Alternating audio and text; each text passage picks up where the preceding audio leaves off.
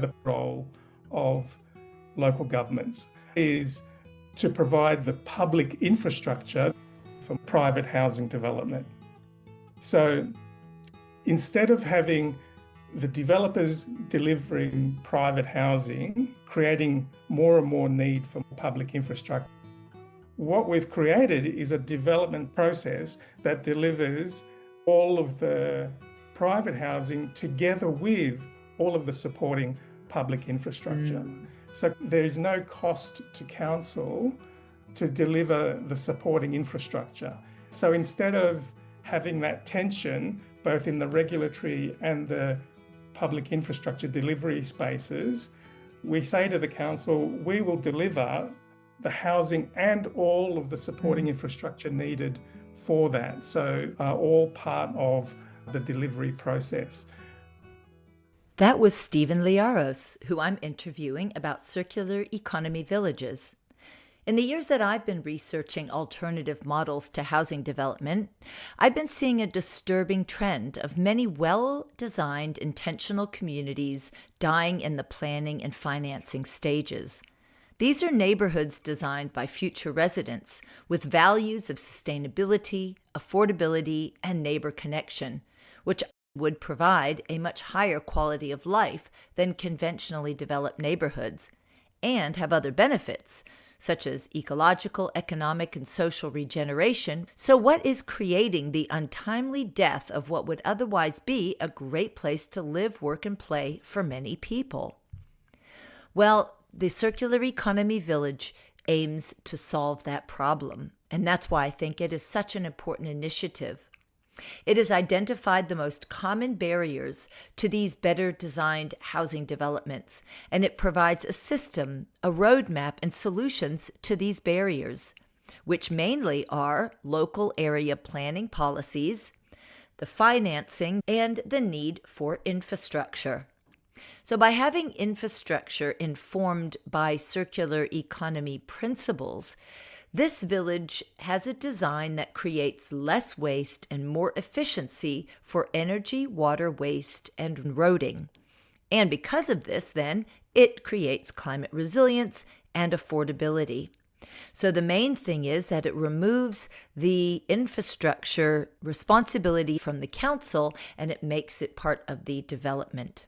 The great thing also about this design, because it is meant for rural areas, is that it only uses 20% of the land for the built environment, thereby retaining the rural look, feel, and productivity, and actually perhaps increasing all three. He's looking at establishing these villages in rural and peri-urban areas where councils can see this value. He wants to work with councils that would like to help to find the land and help them to get established, because the councils see this is a better alternative to the conventional urban sprawl. To say housing development in rural areas is not the problem. What is problematic is the design of the developments and the planning rules that either allow bad design, which is quite often what we see in urban sprawl, or that don't allow good design. So in this episode, we aim to inspire you to get excited and enthused by the Circular Economy Village concept. In addition, Steven has made 2 YouTube videos that you can learn from, and we'll attach those links in the show notes. I'm recording this in September 2025. In less than 2 months, I will be hosting the Women Revolutionizing Housing Hui, or Gathering, in the top of the South Island of Aotearoa, New Zealand. It is for women who want to live in such a community or who are trying to make housing change system-wise or at the community level. You can go to commonground.net.nz. Look at the tab at the top. You'll find Women Revolutionizing Housing. Find out more about the event. So now let's get on to the interview. Kia ora and welcome to the Homefulness Show. I'm your host, Zola Rose, located in Aotearoa, New Zealand. We believe housing can be a means for regenerative placemaking to create affordable and sustainable homes and neighborhoods developed in collaboration with the communities that live there. We'll be exploring different housing models and neighborhood designs and innovation in energy, water, waste, construction, land use, and food systems. We showcase housing policies, finance, funding, and community engagement to unlock this potential. This show aims to empower you with knowledge, resources, and networks to support you in creating great places to live. Come join us as we bring to life the more beautiful housing that we know is possible. Welcome, Steven, to the Homefulness Show. Well, thanks for having me on the show, Zola. The vision that we are looking at is what we're calling a network of circular economy villages. So a specific type of eco-village based on the principles of the circular economy, which include eliminating waste and pollution, keeping materials circulating, so thinking about your water cycle, your nutrient cycle, those sort of permaculture principles around food, water, energy, circulating around a live and work hub. The idea is to have a replicable process that allows us to roll out many of these villages to create a network in any environment. So that's the broad idea. We're pitching the vision and the planning policy framework. I'm a strategic town planner, so that's my background. And now we're working with investors and people who might be able to contribute, facilitate the financing of these villages. I thought just to take a step back, which would be that question of homefulness, what would it be like to live in one of these circular economy villages, to be a person with this neighborhood or this village, and maybe take us through a day about this homefulness sense that someone living in this village would get? And what would they see? What would they hear, feel, smell? So let's paint a picture. Okay, I might start with a little bit of a technical point to take us there in terms of what would the layout of this design be. Usually when we think of greenfield housing developments, the developer will look at the parcel of land and their ambition is how many houses can I fit on there? What we're proposing is that we have a large parcel of land and only less than 20% will have housing or built environment on it. It would be surrounded by land for agriculture, water systems, bush regeneration areas. So you're living in a more sort of country style environment.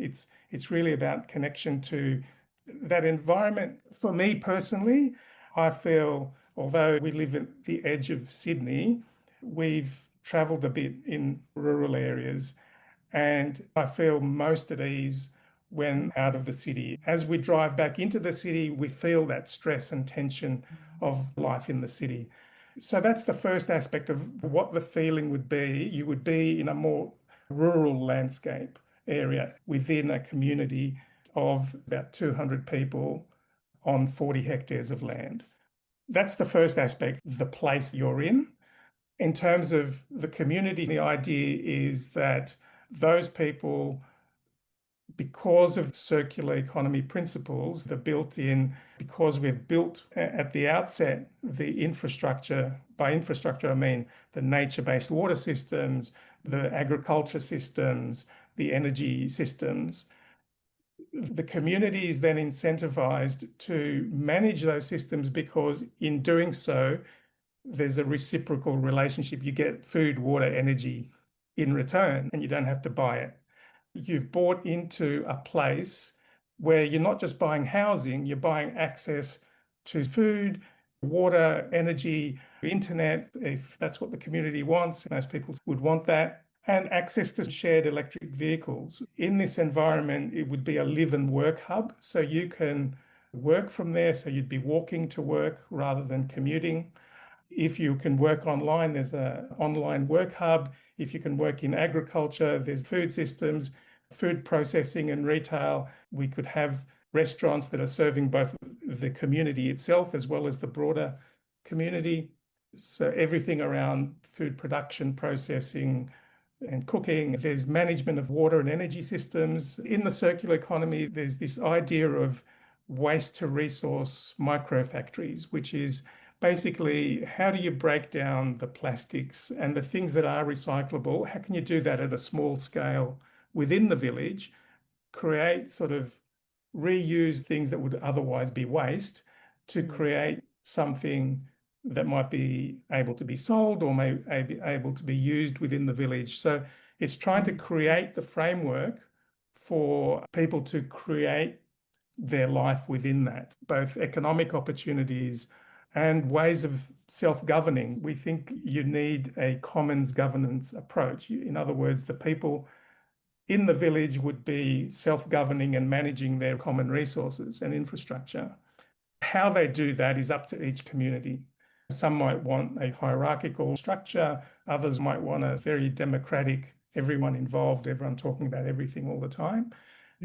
That's fair enough. Each community can work out their governance system as long as it's commons-based in managing infrastructure services, if you like, the food, water, energy, which are fundamental things that everybody needs. And this is why we think about it as those basic needs: housing, food, water, energy, perhaps access to internet, shared vehicles for connecting, is something everyone needs everywhere, no matter who you are, right? So how do we plan for those things in an integrated, holistic approach? In terms of the functionality, it would feel quite easeful to not have to drive long distances to get quite a bit of the things that people currently drive around for. Neighborliness, ease of being able to get one's other needs met, which is maybe to share some meals and connect like that, share childcare, borrow a tool, or these things that happen in everyday life that happen organically, but with the connections of a smaller village, people aren't leaving all the time, that they are around to be able to have this connection with their neighbors to get these other needs beyond the main infrastructure. And that's what I'm sensing, is that it meets the human needs all the way through, from the bigger things all the way through to the smaller things that people can actually spend a lot of energy also trying to figure out. Like childcare is one of them that a lot of families have to juggle a lot. In a smaller community where people are more connected, that can just be a lot quicker of a process. And then parents are freed up, and everybody would be freed up, really, if all those little minor things are more easeful, to be more stress-free in their bodies and in their interactions, and then have more time to access the well-being parts of their lives. Yeah, I think if you think about it as a neighborhood community, it's not about there's gates around this and you're fenced off and you're locked in that community. Open, permeable boundary community, like your local neighborhood. Instead of fences, there are more opportunities for connection and sharing everyday relationships around even things like childcare and aged care that we've commodified now. In traditional communities, that was done organically. We've structured our lives around driving to work, spending all day working to earn as much money as possible to do all the things we haven't had time to do because we're working all day. And so how do we free up that time and work more collaboratively as a community? Perhaps instead of thinking of the household as the basic unit, we think of the community as the basic unit of society. I think a lot of our planning rules are around the individual. It's about one house and managing it from a unit thinking rather than a holistic way of thinking. So that's where you were trying to address the planning and helping planners to understand how it differs, but yet the massive benefit of doing it differently. I appreciate that you've come from a planning background. That has been the biggest stumbling block of a lot of ideas. I think the circular economy village, where you've got the housing and the economy and the food and the energy, water, waste, all of those important things that people need around them, can be found in other projects, but they're like once-offs. Probably 90% of those projects with fantastic values and positive impact outcomes don't meet the light of day because they don't have that planning framework, which provides for the financing framework. And I think where this project is so strong is that it's got that planning framework. And with Nilmini, we haven't talked about your partner, but with that engineering background and the local government background that you both have. And that's where you've honed in on we're going to unlock the biggest place. But these values get buried when they hit local governments planning or the resource development acts or similar zoning. And this is where you've made your project more accessible to the powers that hold the reins on innovative housing development. And you are looking to unlock this area. That's exactly right. I've come from a strategic planning background involved in greenfield subdivision developments on the edge of our cities, as well as inner city development. And I started to realize as far back as 2012 that there were fundamental problems. It wasn't delivering good quality or affordable housing for people. It was no longer feasible already back then for developers to deliver high quality outcomes. And councils and the government wasn't able to provide the necessary supporting infrastructure. We started looking for other ideas and quickly came across eco-villages, and we visited many across Europe, Australia. We didn't get to the US or New Zealand. And what we realized is exactly what you said, that the intention is there. We arrive at this idea of an eco-village fairly intuitively. A lot of people arrive at the idea. So that's understandable. But we came across the same figures. 90% never get off the ground. The ones that do can take 10 years. We realized that having the skills we had, that's the contribution we could make. How do you build those ideas into existing planning and financing processes? How do you bridge that gap between what communities are asking for and what the development industry is actually delivering? And really, over the last 10 years, over that period that we've been looking at it, those two sides have come together a lot more. A lot more eco-villages are working through the planning process, but also a lot of developers are creating much more livable environments. Renewable energy in the system is increasingly part of it, water-sensitive urban design, some community gardens. But the gap is still quite significant. Both sides are trying, but the gap is significant. I think that's where we've tried to focus our attention. That's what very much appeals to me. And I'd love for more local governments to listen to this, because I know that that's who you're appealing to get on board, that it's a collaborative approach. It's not just about the people who want to live in that kind of community. Really, I believe your messaging is that you're trying to get local governments to come on board to be full collaborators, because a housing community or a village of this type eliminates many of the problems that they're currently spending a lot of money on, or that are just concerning to them from a well-being perspective. So if we can get local government to see this as a win for them, save them in a long run so many of the costs that they have on infrastructure or on other well-being things that a lot of not-for-profits also spend a lot of money on, this really does serve them to collaborate with the developer and future residents that want to be involved in that process. And as we were saying, that what differentiates this model from an eco-village model, which is often resident-led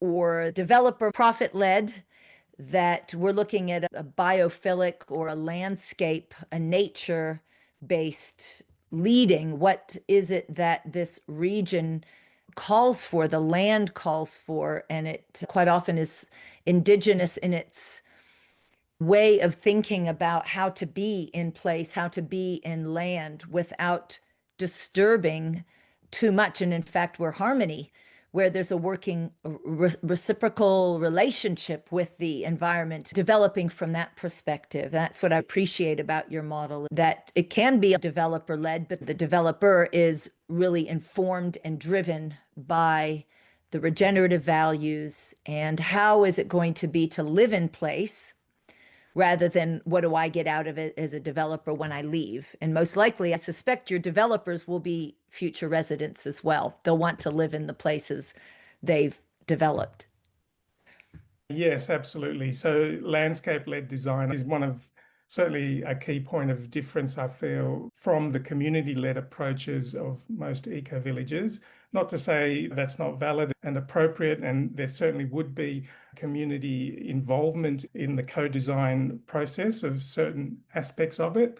But when you are looking at working with a piece of land. And this is informed by Indigenous ideas, and certainly in Australia, of country-led design. The land teaches people the law, is the way they phrase it. We don't impose our will on the land. The land tells us what it needs. Water will fall along gullies, and if you can create reservoirs, enhance that sort of constructed creek line, create constructed wetlands that mimic natural systems, and then use renewable energy to cycle water back to the top of the hill to flow back through to create that natural water cycle in a place, you're actually enhancing the natural systems in order to sustain the population that's going to live there. And so water is life, right? So once you've got that local energy system with renewables and you can circulate water, you can grow more food. And then again, with the food, the land will tell you what grows there. Each area has its own climatic conditions, geographic conditions, orientation, and so on that influence what foods can grow in a particular place. And when thinking of it as a network of villages, each village has its own. Most places you can grow your basic vegetables, for example, but to have grain, you need flat land. So certain areas would be able to grow that grain. Other areas would be able to grow rainforest fruits. So it depends on where you're located as to what your primary food would be produced. But a collaborative network can trade between them the things that they lack. So that country-led, landscape-led design, enhancing the landscape to sustain the population in each place is core to how we see this. Mm-hmm. Is there any community or neighborhoods you visited where it felt similar to how it would feel being in a circular economy village that exists now?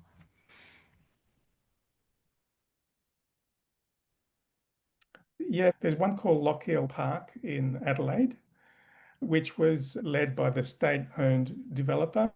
And that has the nature-based water systems very well developed. So constructed wetlands. They also have a community garden and renewable energy built into the system. The Cape in Cape Patterson, which is in Victoria, east of Melbourne, has taken the energy design and the food production locally to another level. So they have an on-site farmer and a lot of local food production happening, lots of open space, connection to the nearby surf beach. The energy system is well designed in minimizing energy demand in the buildings themselves, as well as generating a lot of energy. So a lot of the households there don't pay any energy bills. And maybe the other one I could mention is north of Sydney, Narara Eco Village. Started as a community-led project and very much has worked within the existing planning systems and has really advanced a lot of the community-led design approaches. They have food production and a water system. So those three are the ones I would mention, at least from the Australian context. I think that's helpful for people to be able to visit one of these places, talk with the residents, and get a feel for what it is like to be there. I was in Narara, and for me, it was a game changer. I was there for only 3 days, and the feeling that the neighbors had of how well their community was working in so many different ways. I was welcomed in. They were very happy to have visitors and welcome me. And I also found that they were very proud of the fact that they're very impact oriented. So they're an eco village with mission. And so it's not just a place to live. People who are attracted to the mission to make things better. They have goals, even quantitative standards by which they're trying to improve. And I think people like to be able to see that, wow, we're living in this place that is working towards these. And then every resident can see, where's my part to play in any one of these missions. And it was really nice to walk around and feel that kind of neighborhood. Yeah, I think what you described there is really important. All of us want to feel valued for what we can contribute. And if someone or a village or place is offering that vision and asking people actively, what do you want to contribute? How can you add value? What skills can you bring to make this a better place? Then that builds a strong connection between the community and the individual. And that's something that a lot of people are looking for. How do I get away from doing what I have to do what I love and can be valued for by a community? Yeah, I think people wanted opportunity to have contribution, and that just makes it that much easier rather than feeling stressed and strained. That Exactly. contribution is integrated into the living. I wanted to step back and understand where you got this idea, which culminated in a PhD, maybe even going back to your childhood or early years. What was it that sort of built this in you to get to the point where you've now done this project and you're moving it on? What has been those catalyzing parts of your history? It's actually a number of various threads of my life. There was one phase that was particularly impactful. I was working for local government for 17 years.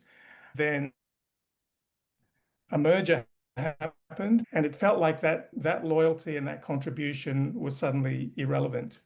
And this sort of permeated through various aspects of my life where it felt like the people in power were not interested. They were just interested in more power. They weren't interested in the common good. And so this also played out with the global financial crisis, where the banks were bailed out, but people were left to hang. The climate talks, where we've been talking most of my life about action on climate change, and it's just talk, and there's no action for the common good. And I kind of realized that people have to mobilize to create change. We can't rely on governments or corporations that are not concerned about the common good, whether reflected in inequality, social injustices, or environmental issues. It was some of the things I learned by doing town planning. I started off as an engineer, actually, and when I studied planning, I had come from a much more conservative background. When I was exposed to issues of social inequality and environmental consequences of the actions that we're doing, I started to realize that I needed to broaden my perspective in terms of how to be in the world. And so, without being too specific, that was the gem for me about things, the common good. How do we advance the common good? It has to be the people in the commons who are doing it, right? It can't be relying Mhm. on centralized authorities. That's how I ended up in that space. What I'm hearing, the things that resonated with you, the values that you were holding around social justice, care for the environment, a sense of agency for people who are living in place, and the common good thinking Mm, rather than an I or a me thinking is what you mm. really have the underpinnings of this model. Well, this is actually borne out in the literature around the commons and the idea of tragedy of the commons, that we're in a system where inevitably we will damage all of the commons. And so the first thing I say to that is, why do we think we're trapped? We shouldn't be trapped in a system. We should be able to be free to explore new systems. But in that commons literature, your listeners will be familiar with Elinor Ostrom's idea of managing the commons. The conclusion of all her research is that if we rely on external authorities to manage our commons, they will be damaged. But if the community itself is managing its own common resources, then they will be cared for. That comes out in Indigenous thinking of care for country, the intuitive need to look after our land and the people in our community is borne out in the literature. Thank you. I'm also driven by caring for the commons and having agency within that. So local government is in charge of the commons, but I remember in one of your presentations that it's often preserving of the private. So the commons we might think of for the public, and housing is actually more of a private kind of thing. And yet the infrastructure and all the things that the council's kind of looking after, it really is serving in a private kind of way, right? Those in their homes and needing to get around. And I'm wanting to go to where the local government can think differently on supporting the development of a circular economy village. This isn't for an inner city or for intensification or densification of a city. And that is important for people who want to be in a city. But as you've said, not everybody feels that that's where they're meant to be. And we also already have people living in rural areas who want to stay there, but economically it's not working for them anymore. Maybe there isn't housing for them. And that's where we have this conflict of population growth and infrastructure. We can't afford to keep sprawling suburbia. It's going to cost too much. So we've got a need to develop our rural or regional areas. Local governments only understand the current status quo, which is that more development takes more infrastructure, which they don't have the money for.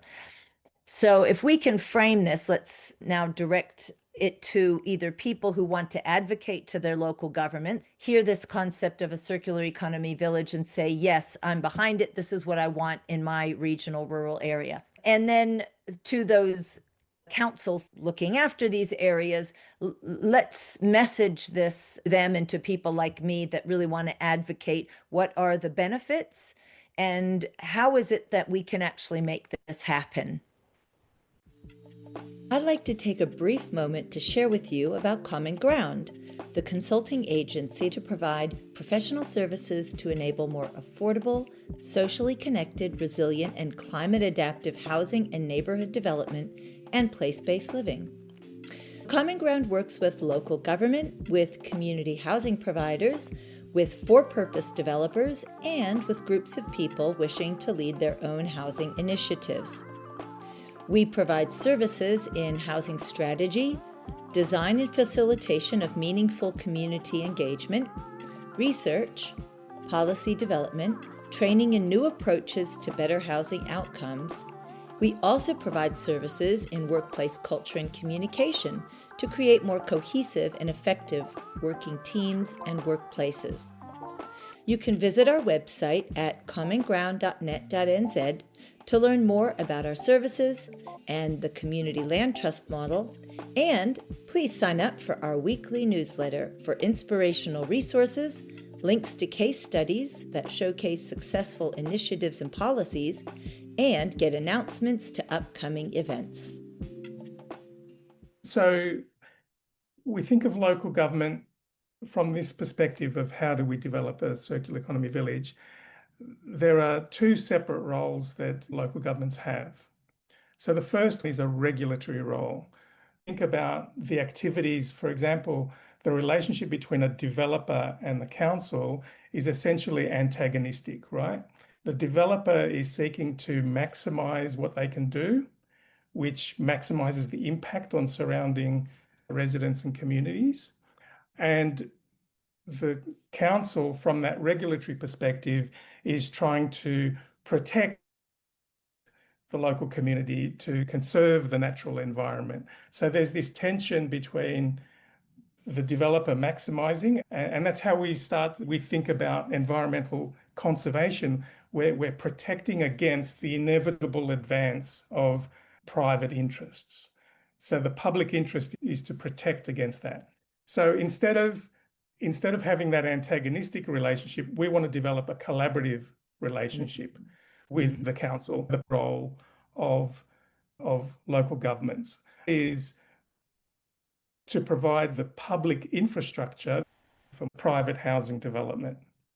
So instead of having the developers delivering private housing as much as possible, creating more and more need for public infrastructure,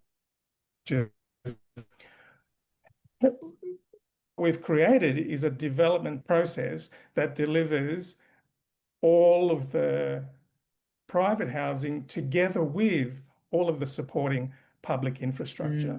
So there is no cost to council to deliver the supporting infrastructure. The way we work it is through what's called, in New South Wales at least, a voluntary planning agreement, which is an agreement that the developer will deliver certain infrastructure by agreement with the council. So instead of having that tension both in the regulatory and the public infrastructure delivery spaces, we say to the council, we will deliver the housing and all of the supporting infrastructure needed for that. So the water systems that we talked about, the energy systems, the connecting roads are all part of the delivery process.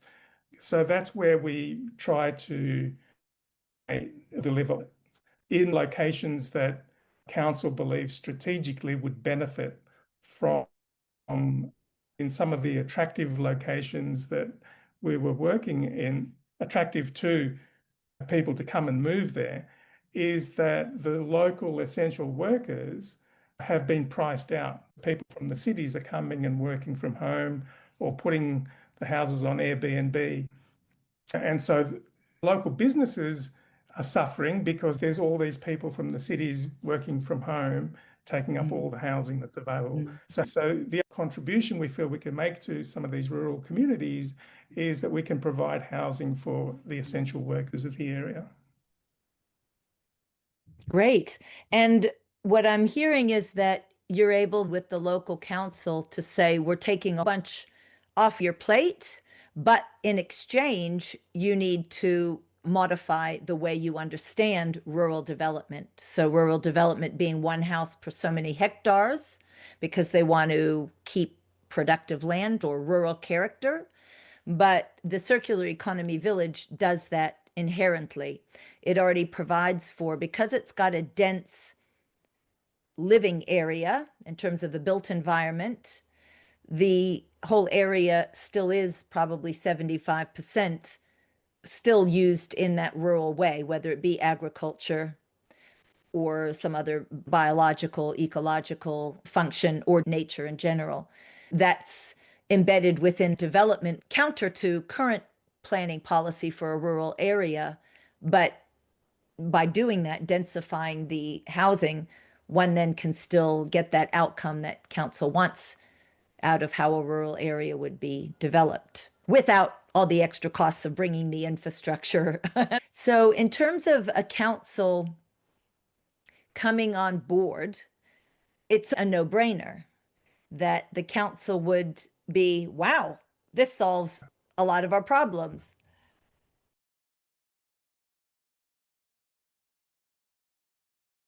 So what would those challenges be that a council would perceive why they couldn't just do it?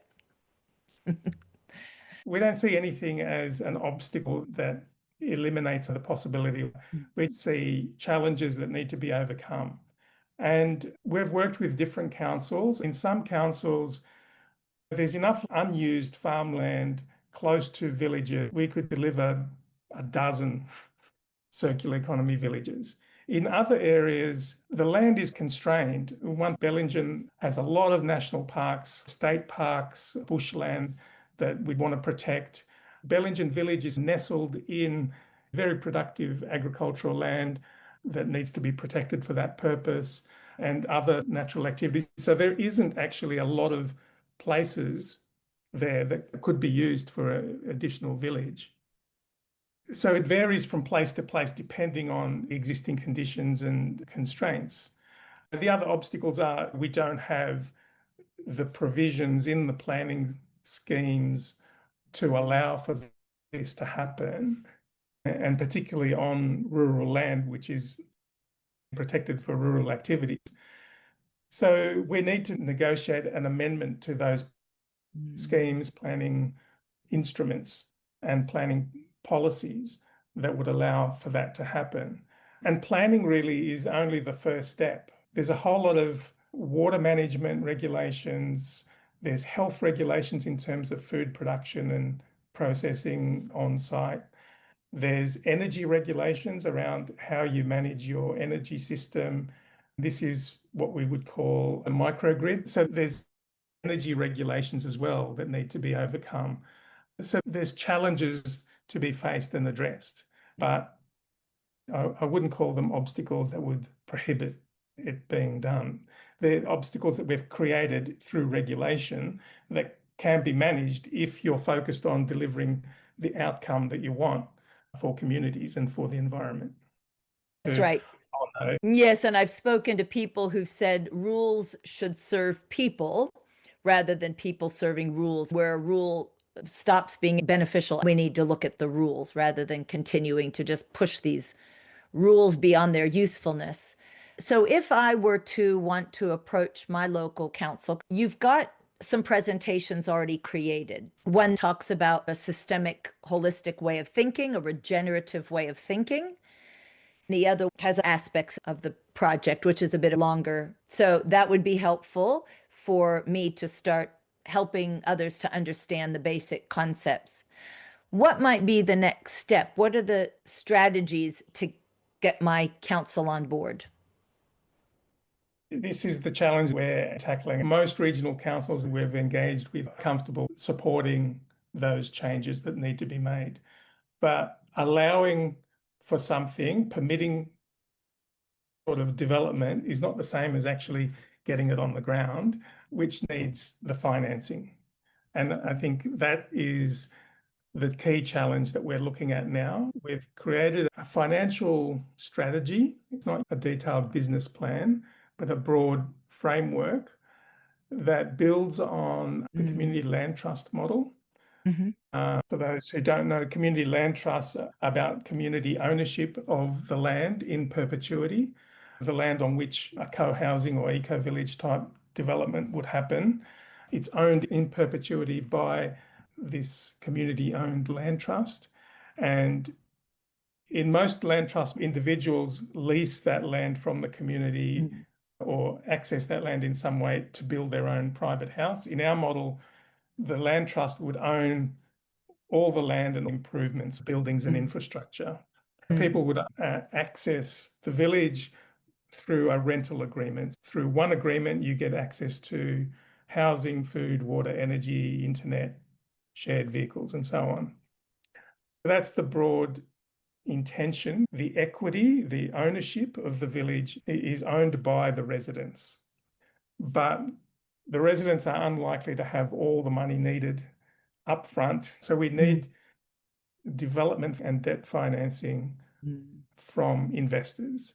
And so that's the pitch that we're currently working on to different investors to pitch to them potential pipeline of circular economy villages in regional areas that they can invest in. And so there's a few people that we're talking with now that may be able to assist us in that. We'll see how that sort of plays out.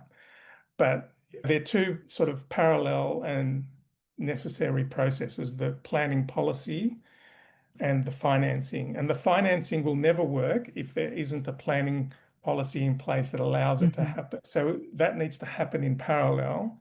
When investors see approval that it can deliver housing and there's demand for that kind of housing, then they will invest. We're working on now that investment vehicle, if you want to call it that, what investors call it, that will allow or will provide for the financing for a network of villages. Hearing three key things that need to happen simultaneously. The one is engaging with the local government around the regulatory policy, zoning, that kind of thing. The other one is the community land trust model, that ownership tenure model, and setting that up, which needs to be done. Usually it's a collaboration between a council with other not-for-profits that create a trust board so that it has that community governance. And then we've got the financing so that investors are having that security of tenure through the CLT ownership model, and then knowing that it's going to have a bit of a smooth flow with getting things onto the ground, because that's where quite often the expense can come in if there's holdup in the regulatory process. If there's any sort of a bank lending at all, there's that the interest that starts to accumulate on any of that land or if rates need to be paid. So for investors to have their security, it's the CLT ownership as well as the regulatory and planning. I'm happy to hear that you've got those three well thought out and underway. The financing is the other big stumbling block. And I think a return on investment, one usually hears about housing being an investment and the return, but I'm wondering, that would be really interesting to know if there's another kind of group of investors that are just not focused on having that solid 10% financial return, but if there are investors that perhaps are willing to take a smaller return over a longer period of time because they really do have the bigger picture impact outcomes, that's what they're wanting to invest in. Are you finding investors like that out there? There are investors out there, and we're told that there's a lot of money available for social and environmental impact investment. It's all about return on investment and the risks associated with any individual investment. So in the development space, there's risk around the construction process. And in that case, we're talking about construction finance 12% and upwards to get that kind of financing. But what we're seeing also is a shift to speculative development financing to build to rent projects. Build to rent is a model where the developer builds and then doesn't sell the individual units, they rent them on an ongoing basis. The incentive is to create lower operating costs, and that kind of aligns much more sustainability objectives. You want something that's durable, you don't want it low cost that breaks down and requires regular maintenance. You want something that will be low maintenance over the long term and offers a passive long-term return on investment. Build to rent finance is generally much lower than speculative construction financing. That's one shift in the development industry. There's energy finance from the authorities trying to drive the energy transition. And I know Narara, for example, got financed through ARENA in Australia. And so there's that, but there's also the future residents. When you're building your own home, it's not a development project seeking a return on investment. If future residents put up some finance as equity that will buy them access to the finished product, essentially zero cost finance. So all about how do we balance the construction finance, the kind of 4, 5, 6% lower cost, lower returns for long-term investment versus the equity from future residents. Those are the three categories in the financing model. And it's starting to become a project around promoting a new great Australian dream instead of individual home ownership, where we're looking at how do we have collective ownership and collective of communities. And so there's a marketing promotion of this idea. How do we get the word out there? Something that people want, and therefore there's demand for it, which will drive the supply on the other side. Yeah, and I like the idea that if there's a network of these communities spread across the country, there's mobility. People fear the CLT model. I get asked, if I sell the house I own on the CLT, where can I go after that? I won't have gotten this big gain while everything else around me has risen in price. We need to think longer term. If we've got a range of these communities, people can have that choice to move around the country and still have a similar place to live in both value systems and the way that it's set up, but also financially making that work. You can rent initially and not invest anything. So it's a kind of try and see if you like it type environment. And then you can buy shares or units in the trust that can reduce your rent and give you timeshare access to one or more villages. There might be a membership in parallel where you're a member of the network of villages and move from place to place. I'm particularly interested in the balance between settled life and nomadic life and the ability to move from place to place is when you see the explosion of caravans and camper vans around the country, particularly in the last few years, it tells you that living is not necessarily always in community on land. It can be traveling between. If you've got connection to the internet, you can work from anywhere. Some people may want a more nomadic life to experience different places, or we might have different life stages where I'm in a nomadic phase for a year or two, and I found the place where I really want to be and where I'm valued, so I'll stay here for a while. Yeah, that particularly Yeah. appeals to me because I am more of a nomadic person. So the idea that I could land in a place and kind of have instant community, then that's an amazing mix that you've got some people who are strongly rooted and others who are rooted more in a value system and a way of being rather than in actually only the place itself. So I hear that you've really looking to make that circular economy village for intergenerational living as well as place-based and integrating some of the nomadic style that we see more of. Books, YouTube channels, podcasts, or other resources that have inspired you, that have influenced you, that you can recommend that people read and learn from. And you've written so much. So I'm making a link to your website and YouTube channel. But if there's anything else additionally that you would recommend, you can give that to me. I'll include those links.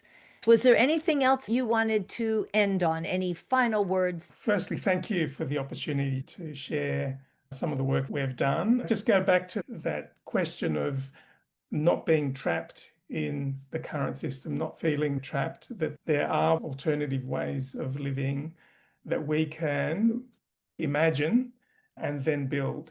If you can imagine it, you can make it real. I'm thinking of a fundamental paradigm shift in the way that we live, not incremental adjustments, targets for 2050 or whatever else. Let's reimagine and then rebuild. That's why I talk about rethinking the city. Yes, and the city then can turn into a hamlet for those who don't like cities, but who still like a lot of the aspects of what city life amenities. We can have that in a hamlet style out in a rural or I regional mean, area. a network of And hamlets. So better. villages instead of piling everyone into the one place. Yes. And again, going back to what I really love about this concept is that you are tackling the hardest bits. You've made the planning, legality, ownership model, and the financing, those three pieces of greatest challenge for these projects. You have identified and you've spelled it out, and you are showing how it can be done. So this project for me has immense potential. I want everybody to know about it, particularly all the local governments that can be enabling, particularly investors where they can play their part. We've got all of your roadmap that we can take off the shelf. There's a lot you've made available for others to use. And that's so generous of you and Nilmini to do that. Thanks very much, Zola. I appreciate it.